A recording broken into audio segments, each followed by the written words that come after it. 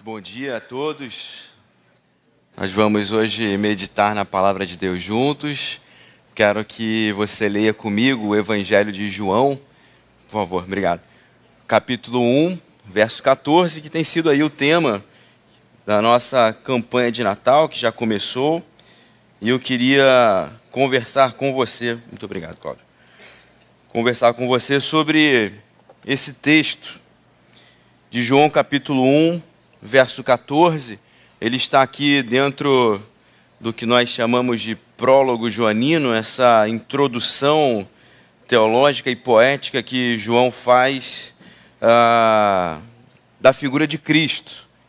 Quem leu o texto de João até o final sabe que o grande objetivo dele era mostrar que Jesus é o Cristo e que, crendo, tenhamos vida em seu nome. E desde o início, João quer mostrar a singularidade de Jesus. E é sobre isso que eu queria conversar hoje. A virtude da singularidade.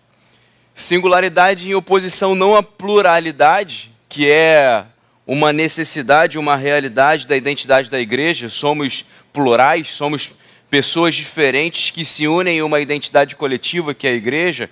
Somos pessoas de culturas, de jeitos, de formas, gêneros diferentes, que formam a igreja de Jesus, e por isso a igreja é naturalmente e necessariamente plural, mas singularidade em detrimento ao óbvio, à obviedade. Singularidade como uma identidade escrita em Deus, uma identidade possuída por nós, uma identidade escrita por aquilo que o Espírito fala, uma postura de vida direcionada não pelo óbvio, não por aquilo que é rotineiro, não por aquilo que esperam, não por aquilo que só está na regra e na lei, mas escrito dentro do coração de cada um. Jesus é singular porque vive a sua singularidade no seu chamado, na sua identidade, na sua vocação e no seu ministério. João quer mostrar que Jesus é único, é singular, é diferente de todos, porque ele recebeu essa missão de ser o Cordeiro de Deus que tira o pecado do mundo. E assume essa identidade, apesar de ser reconhecido por alguns poucos e não ser reconhecido por outros muitos. Jesus, ele assume a sua singularidade, assume a sua postura de vida, ele se assenta numa sinagoga em Nazaré, lê o texto do profeta Isaías, dizendo que ele era o cumprimento da profecia que dizia que o Espírito do Senhor estava sobre ele. E mesmo que depois daquela reunião em Nazaré, na pobre Nazaré, na Galiléia, não no centro religioso que era Jerusalém, mesmo que aqueles homens e mulheres não acreditem que ele é o Messias, ele segue assim a sua missão, sabendo que é o Messias. E é por isso que Jesus é singular. Ele é singular porque ele é o Verbo de Deus encarnado, e é exatamente isso que João está dizendo aqui, nesse texto que quero separar para nós lermos juntos. João capítulo 1, verso 14, diz assim: aquele que é a palavra tornou-se carne e viveu entre nós. Vimos a sua glória, glória como do unigênito vindo do Pai, cheio de graça e de verdade. Que Deus fale ao nosso coração a partir desse texto. Bom, mais ou menos o que eu queria pensar é o seguinte: boa parte daquilo que fazemos nós não precisamos do Espírito Santo. Boa parte daquilo que você faz no seu dia a dia, você não precisa do Espírito Santo. Você faz aquilo que outras pessoas também fazem. Boa parte daquilo que a igreja faz, ela não precisa do Espírito Santo. Pessoas sem a nossa identidade cristã, pessoas de outras religiões, pessoas que não têm religião, administram relações. Têm contatos, têm amores, têm relações. Pessoas que não fazem parte da igreja, elas administram suas finanças. Elas têm um salário, elas têm as suas despesas e elas usam o seu relacionamento financeiro conforme ali são direcionadas pela própria mente delas e pelos seus conceitos. Pessoas que não são da igreja fazem atos bondosos. São pessoas elegantes, são pessoas cordiais, são pessoas respeitosas. São pessoas que têm atos voluntários de ação social e não têm o Espírito Santo. A gente pode falar teologicamente que existe a graça comum, que é a ação de Deus sobre toda a humanidade, e aí sim, tudo bem. Mas a grande verdade é que nós somos diferentes, ou a grande diferença da igreja, pelo menos essa é uma teologia muito clara para mim, a grande diferença da igreja, e a igreja surge, a igreja como instituição, como corpo e como realidade social, ela surge como um ponto diferencial quando há o derramamento do Espírito Santo. Tanto que antes, o que Jesus fala para eles é, olha, aguardem em Jerusalém, aguardem que virá sobre vocês o Consolador. O que eu quero dizer basicamente é que nós só somos singulares como igreja, nós só vivemos a virtude da singularidade quando somos repletos e quando as nossas ações são verdadeiramente dirigidas pelo Espírito Santo e não pela obviedade daquilo que é a leitura bíblica natural ou daquilo que é esperado nosso como seres humanos. A singularidade do Natal está em que o Messias viveu ali integralmente essa sua missão espiritual e essa sua missão encarnacional e que desenvolveu aqui uma vida espiritual mostrando uma identidade humana dirigida pelo Espírito. Aquilo que não era caro para a humanidade e aquilo que a obra da lei não havia conseguido fazer com o povo de Israel, agora é possível porque é feito pelo Espírito Santo nos nossos corações. O que nós temos a oferecer para as pessoas é uma nova identidade espiritual, até porque o texto que antecede esse verso que lemos, aqui João está fazendo uma descrição do verbo que ele havia começado a falar lá no verso 1, e antes ele estava fazendo uma descrição daquele que crê, que somos nós. Então esse verbo quando é crido por nós, esse verbo quando é de alguma forma interagido ao nosso coração, ele transforma o nosso coração, e o João diz assim nos versos 12 e 13, contudo aos que o receberam, aos que receberam esse verbo encarnado, aos que creram no seu nome, deu-lhes a autoridade de se tornarem filhos de Deus. E qual é a distinção de serem filhos de Deus? Os quais não nasceram do sangue, nem da vontade da carne, nem pela vontade de homem algum, mas nasceram de Deus. A grande diferença que João está narrando aqui é que quando nós cremos nesse que é encarnado, quando nós cremos que esse é o verbo encarnado, porque se falarmos só de encarnação, gente, se fosse só, se o João falasse assim, olha, houve um homem, existem vários outros homens. Mas João está distinguindo esse homem encarnado. E quando naturalmente estamos pensando o Natal, a partir da encarnação de Jesus, dizendo que, olha, não estamos na espiritosfera, não estamos no mundo espiritual, não estamos no mundo fantasmagórico, estamos no mundo real e precisamos agir com pessoas reais, precisamos ter ações reais para pessoas reais. Precisamos não só falar de moralidade e das nossas necessidades de ajuste pessoal, mas precisamos ser uma igreja que atua para a justiça social, precisamos ser uma igreja que atua para a pacificação de corações e relacionamentos, precisamos ser uma igreja que leva alegria para as pessoas, precisamos ser uma igreja real. Nós não fazemos isso pensando somente como encarnados, nós fazemos isso quando assumimos a identidade de que a nossa encarnação foi afetada pelo verbo da vida. Então não é óbvio. As nossas ações não podem ser somente óbvias e práticas. Vamos no Natal distribuir umas cestas básicas, vamos no Natal cantar no hospital, vamos no Natal. Isso é óbvio. Mas como vamos fazer isso? Com que coração vamos fazer isso? Com que identidade vamos fazer isso? A partir de que compreensões da vida vamos fazer isso? Vamos levar música, vamos levar alimento, mas vamos levar mais o quê? Estamos indo nos movendo como uma ONG ou estamos indo nos movendo como uma igreja cheia do Espírito de Deus? Estamos nos movendo porque é Natal? E porque as ruas estão cheias de presente, ou porque temos a compreensão de que o verbo da vida é um presente essencial da nossa vida, e ele não cabe dentro de nós e nós transbordamos esse verbo da vida. A singularidade de Jesus, para mim, aqui, ela é expressa de 3 formas por João nesse texto, E eu queria que a gente pensasse essa singularidade. E falo isso do porquê nós devemos nos envolver não só na campanha de Natal, mas porque devemos nos envolver verdadeiramente na igreja de Jesus. E porque a igreja de Jesus deve ser dependente do envolvimento das pessoas que estão cheias do Espírito. Porque a igreja de Jesus não deve ser só cheia das obviedades, das pessoas que já ocupam os seus lugares, daquilo que já é feito naturalmente, das suas rotinas eclesiásticas e administrativas. Porque a igreja de Jesus precisa de uma visão diferente. Porque a igreja de Jesus de Nazaré não pode ser dependente só daquilo que já está escrito. Mas deve ser, sim, aquela igreja que acredita que Deus soprará novos ventos, e de que o Espírito renovará os corações, e de que a gente será envolvido, e é envolvido permanentemente por obras novas, daquilo que Deus fala e compartilha no nosso coração. João começa dizendo a singularidade da pessoa de Jesus.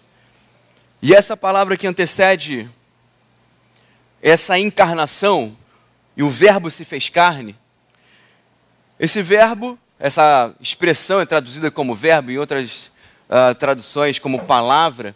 Eu gosto muito da forma que Agostinho de Hipona traduz ou interpreta essa palavra. Ele diz que Jesus é a forma comunicável de Deus. Então o que é o verbo? É Deus se comunicando, é Deus se fazendo palavra visível. É uma mensagem de quem Deus é, de forma encarnada, de forma real, de forma palpável. Então, o próprio verso 18, terminando esse prólogo, o próprio evangelista João diz assim: olha, ninguém jamais viu a Deus, mas o Deus unigênito, esse Filho encarnado, que está junto do Pai, o tornou conhecido.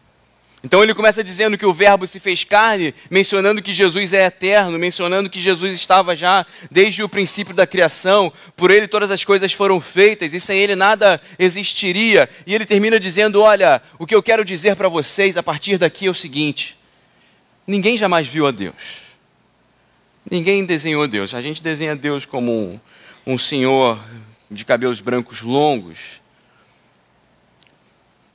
bem no estilo europeu.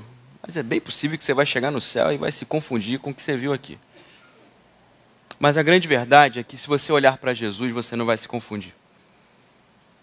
Você não precisa encarar Deus como um senhor de cabelo branco, mas se você olhar para Jesus, você vai entender quem Deus é perfeitamente. Quando você chegar lá no céu para encontrá-lo face a face, você vai reconhecê-lo perfeitamente.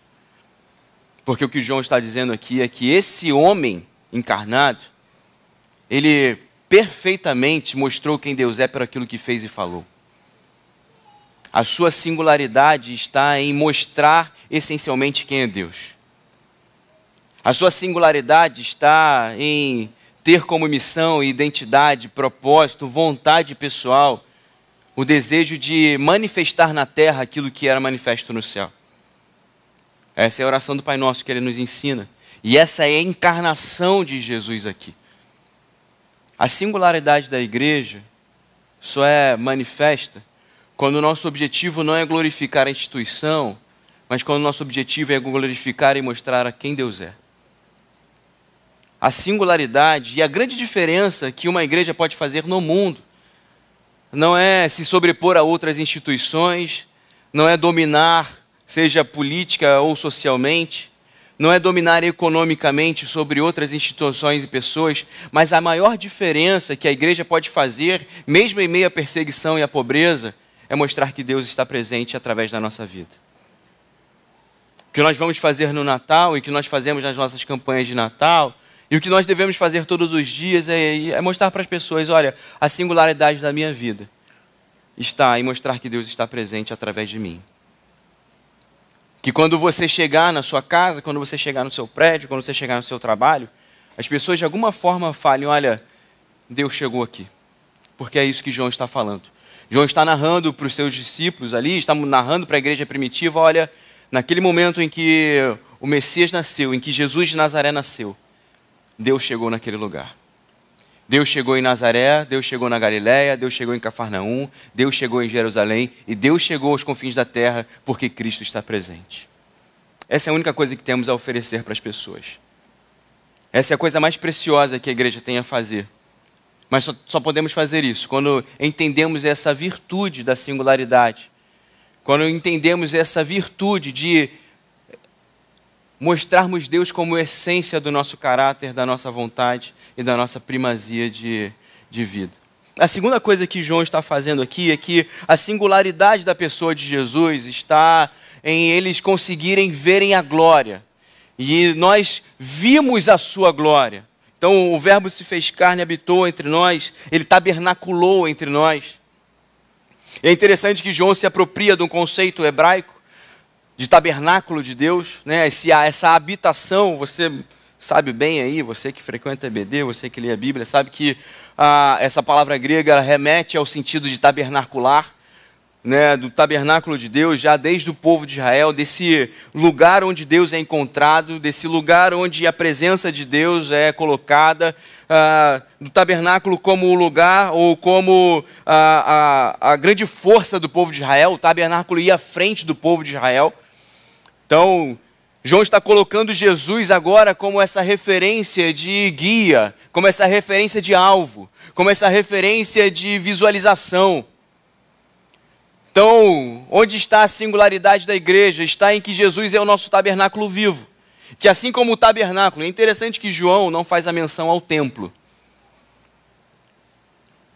Jesus não era o templo, porque o templo é estagnado. O templo é parado, o templo está fixado. O templo está limitado pela sua construção. O tabernáculo, para mim, sempre foi, ou é, a grande ideia de Deus. Você sabe que o templo é a ideia humana. Sabe que o templo é um desejo do rei Davi, concluído por Salomão, seu filho. Mas a ideia de Deus, o pedido de Deus ali, ainda no deserto, é que se construísse um tabernáculo. Um lugar móvel, um lugar em que Deus se movimentasse, um lugar que o povo se movimentasse com Deus. Porque eu já falei para vocês que Deus sempre quando age, Deus está se movendo, desde o início é assim. Desde o início dos tempos, desde o início da Bíblia, o Espírito de Deus pairava sobre a face das águas, o Espírito de Deus se movia sobre a face das águas. Deus está em movimento, Deus não está dentro dessas quatro paredes. Você pode talvez não acreditar, mas Deus também está fora daqui. Deus te acompanhará quando você sair daqui. Deus estará contigo na segunda-feira, na terça-feira. Deus estará contigo não somente na reunião da igreja, mas na reunião do trabalho, na reunião do condomínio, que é difícil a beça. Deus estará contigo, porque Deus não está circunscrito nessas quatro paredes aqui. Deus não está limitado por um CNPJ, Deus não está limitado por uma instituição. Deus está se movimentando no mundo inteiro. Isso simboliza que se a igreja se estagna dentro de um templo, a igreja não está se movimentando com Deus. Porque se Deus está em movimento, a igreja está em movimento. Se você espera encontrar Deus somente aqui, é porque Deus passou muito perto de você em vários lugares e você simplesmente não se moveu para Ele, não se curvou diante dEle, não entendeu que Ele estava. Se é somente aqui dentro, se é somente no culto, se é somente com o clero, se é somente no domingo que você tem encontros com Deus, olha, você está limitando Deus a coisas humanas. Deus está se movendo como esse grande tabernáculo, e é isso que João está dizendo. Ele habitou entre nós, ele se movimentou pelo Império Romano, ele andou pelas ruas e ele esteve entre nós. Mas ele esteve como esse guia, como esse referencial. E é isso que aparece quando o Espírito se derrama sobre a igreja. Os grandes movimentos da igreja, a forma em que a igreja se espalha, tanto pela perseguição, quanto pelas viagens missionárias de Paulo em Atos, o Espírito faz a igreja se movimentar. E é por isso que o grande convite que a gente faz nesse Natal é que a gente se movimente como gente cheia do Espírito. É que gente abençoando gente, é gente que é cheia do Espírito Santo, abençoando outras pessoas que podem ser cheias do Espírito também. É gente abençoando gente que hoje tem necessidades pontuais, seja necessidades emocionais, sejam necessidades financeiras ou necessidades críticas de alimentação, mas que quando a gente entrega isso, a gente não faça somente pela obviedade, ou pior ainda, para tirar foto e para ser legal, para registrar que nós somos uma boa igreja. mas que a gente faça isso porque essa é a essência do nosso guia. Essa é a essência do nosso tabernáculo. E como esse tabernáculo que é a nossa frente está encaminhado para ir àqueles hospitais que vamos, está encaminhado para ir naquelas casas que receberão cestas básicas, está encaminhado e eles têm interesse de conhecer famílias que hoje passam por situações de dificuldade. A gente vai lá porque ele está indo com a gente, não é que a gente está indo de forma voluntária. A gente está indo porque Jesus quer entrar nos lares. A gente está indo porque Jesus quer conversar nos leitos. Nós estamos indo juntos porque Deus quer estar com os seus amigos do trabalho. Nós estamos indo para os condomínios, nós estamos indo para a praça porque Deus quer estar na praça.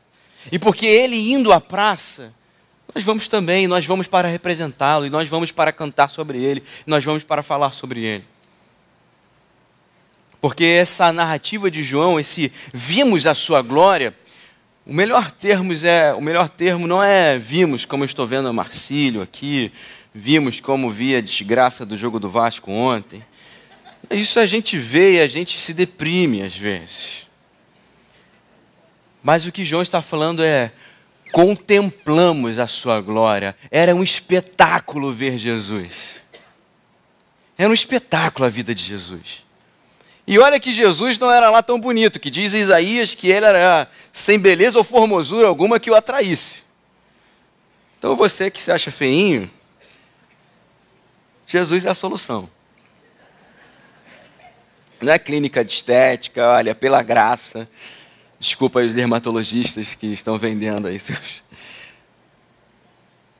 Mas João diz que a vida de Jesus era um espetáculo. De que era um prazer olhar a vida de Jesus.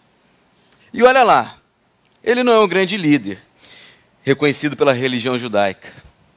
Ele não é um grande líder do Império Romano, ele não nasce nas casas ricas do Império, ele não está referenciado pelas principais escolas rabínicas. Jesus é um nazareno. Pode vir alguma coisa boa de Nazaré? Jesus começa desde o princípio com vários questionamentos a respeito da sua figura, da sua pessoa, da sua identidade, da sua relevância. Jesus começa pequenininho. Mas Jesus tem a identidade de ser o verbo da vida. Jesus sabe que tem a sua missão e tem a sua identidade e tem esse prazer de caminhar com o Pai em obediência. A minha vida, olha, a minha vida é bem pacata. A minha vida é bem sem graça. Eu tenho muito pouco para oferecer. Mas eu acredito, e por isso estou falando aqui, que quando tenho Jesus, eu tenho algo para oferecer para você.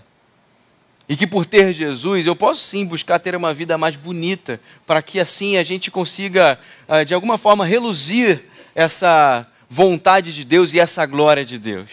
Você pode se achar muito pequeno, você pode se achar muito irrelevante, mas agora, não fale que Jesus é relevante. Não fale que você não tem a oferecer, porque o que você está falando é que Deus não tem algo a oferecer para as pessoas. Não fale que você não pode brilhar. E aqui não estou me usando do pastor lá que fez o... Como é que é o nome da Netflix lá? Do documentário da Netflix, que fala que você é lindo, linda, ali. Não estou falando isso. Não, The Chosen não, The Chosen é legal. É porque tem o nome do pastor nosso aqui brasileiro, que é famoso aí. Isso, eu não vou falar aqui para não dar ibope. Ele mesmo. Que abre falando, não, você é lindo, linda, e lindo, linda, linda. Não é isso que eu estou falando. Eu estou falando que a gente é feio, sim. A gente tem pecados, eu tenho muitos erros.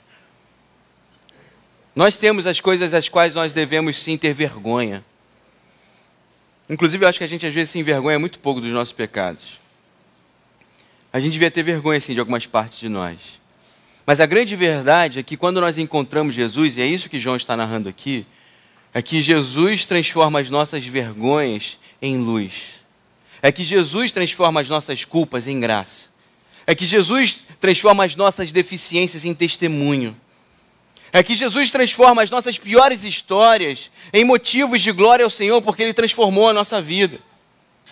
E que se você hoje está ainda encarcerado nos seus piores dias, se você ainda está encarcerado naquilo que fizeram em você, por você ou em você, naquelas maldades que você sofreu, se você ainda está limitado e preso nessas amarras, Jesus é a grande liberdade. Porque Ele pega essas histórias, Ele refaz a gente, Ele fala, olha, a partir disso eu posso falar que você tem um propósito nessa vida de mostrar para as pessoas que se você conseguiu superar essas dificuldades, outras pessoas também podem superar. Se você saiu desse lugar de pobreza e hoje está aqui com a sua família, olha, você é colocado como um paradigma na vida de outras pessoas para abençoar outras vidas. Se você sofreu injustiças na vida, mas está superando isso, conseguiu perdoar, eu te coloco como luz para as pessoas que hoje estão presas nas mágoas. Porque é isso que Jesus faz, Ele pega um moço pobre de Nazaré e ele nasce como um povo, como um menino pobre de Nazaré, e ele se achega nos principais lugares, não cheio de pompa, não cheio de hierarquia, não cheio de espetáculo, mas cheio de graça e verdade. É isso que João está dizendo aqui. Olha, vimos, contemplamos o espetáculo. E qual era o espetáculo? Roupas. Hoje eu até vim mais à vontade para falar isso. Terno e gravata, e indumentárias. Não. O espetáculo era graça e verdade. O espetáculo de Jesus era graça e verdade. Era tratar o ser humano como ser humano, ele sendo um centurião romano, ou ela sendo uma prostituta. Sendo um fariseu, líder judeu, ou sendo um publicano. Jesus trata pessoas como pessoas, e esse é o espetáculo que Ele fez na terra. Mas sem nunca ter medo de falar as verdades celestiais e as verdades eternas que Ele veio pregar. O que você precisa para ser um espetáculo? O que você precisa para ter uma vida bonita? Ser imerso na graça de Jesus e ser imerso nas verdades eternas do reino. Você não precisa de carro do ano, você não precisa ter a roupa mais cara, você não precisa morar no lugar melhor, você não precisa ter o melhor curso teológico. Inclusive, conhecer teologia não é conhecer a Deus. Tem uma moçada que quer ir para o seminário, está indo para o seminário aí. O maior desafio do teólogo é conhecer a Deus e conhecer a teologia, que de vez em quando são duas coisas completamente diferentes. Conhecer a Deus é muito diferente do que conhecer teologia. Conhecer o verbo eterno de Deus é muito diferente do que conhecer as letras bíblicas. Conhecer a Deus tem a ver com eu ter me identificado com Ele. E como Paulo disse, já estou crucificado com Cristo. A vida que eu vivo agora na carne, vivo-a na fé do Filho de Deus que me amou e se entregou por mim. A pergunta que eu faço hoje é, você se vê como alguém singular? E pela sua singularidade, você vive na pluralidade da igreja?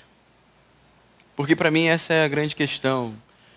A gente se afasta da igreja ou a gente se coloca em posições, às vezes nós definimos para nós uma certa irrelevância, porque nós não compreendemos a singularidade do Espírito que habita em nós. Você não é irrelevante. E não é relevante somente aquele que tem cargo. Você não pode ser irrelevante simplesmente porque aquilo que é de mais singular nessa terra, que é o Espírito de Deus, habita em você. Você é singular para a nossa pluralidade, porque o texto bíblico diz que Deus deu dons a cada um dos membros para benefício comum. Mas você só é singular de verdade quando se vê assim, a partir da singularidade de Jesus. E aí eu digo com muita tranquilidade, você não é singular porque você é pastor, eu não sou singular porque eu sou pastor. Se a minha singularidade for o meu cargo, me tirem daqui. Se a minha singularidade for experiência, diploma de mestrado, acrescento muito pouco. Acrescento mais numa universidade dando aula. A minha singularidade precisa ser eu me encontrar e me identificar na singularidade de Jesus. Minha singularidade não é estar mais ou menos tempo nessa igreja ou em outra igreja. Não é ser a quarta geração, quinta geração de batista. A minha singularidade é ter Jesus como meu alvo, como meu guia, como um grande tabernáculo que se move à minha frente e eu sigo. A minha singularidade e a minha vontade é que nós sejamos uma igreja singular, para a praça seca e os confins da terra. Não pelos nossos feitos, não pelo nosso nome, não pela nossa história, mas porque todos nós continuamos a seguir esse Jesus Cristo de Nazaré, cheios do Espírito Santo.